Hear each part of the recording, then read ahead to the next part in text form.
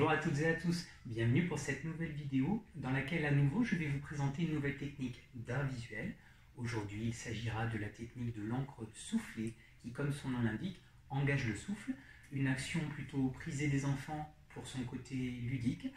C'est également une technique qui a quand même fait ses preuves, du moins dans ma classe, puisque à chaque fois que nous l'utilisons c'est en général un succès. Du moins c'est un succès lorsque les enfants sont prêts à utiliser ce procédé. Alors, comme nous allons le voir, ce n'est pas à la portée de tout le monde. Il faudra que votre enfant ait d'ores et déjà une puissance de souffle suffisante pour pouvoir utiliser cette technique. Allez, suivez le guide.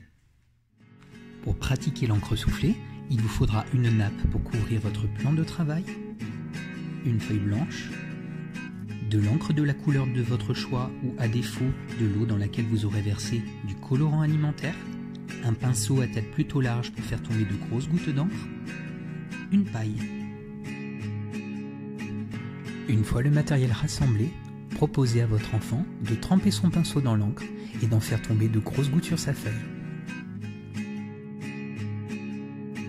Invitez-le alors à souffler avec sa paille sur ces gouttes afin de les faire partir dans toutes les directions. Comme vous pouvez le voir, cette technique laisse une grande place à l'imprévu, les gouttes progressant aléatoirement en fonction de la manière de souffler de votre enfant. N'hésitez pas à le laisser faire tomber de nouveau de grosses gouttes d'encre sur sa feuille afin de la recouvrir au mieux. Comme je le disais en préambule, cette technique reste difficile d'accès pour les plus jeunes. En effet, cela peut être dû à deux facteurs. Tout d'abord, un manque de puissance de souffle de la part de votre enfant, quelques activités telles que le fait de souffler avec une paille dans un mélange d'eau et de produits vaisselle pour créer des bulles, ou bien de souffler sur des petits morceaux de papier pour les faire s'envoler, pourraient s'avérer intéressantes. Cela peut également provenir d'une longueur trop importante de la paille qui, sous l'action de votre enfant, va finir par se tordre et empêcher l'air de bien y circuler.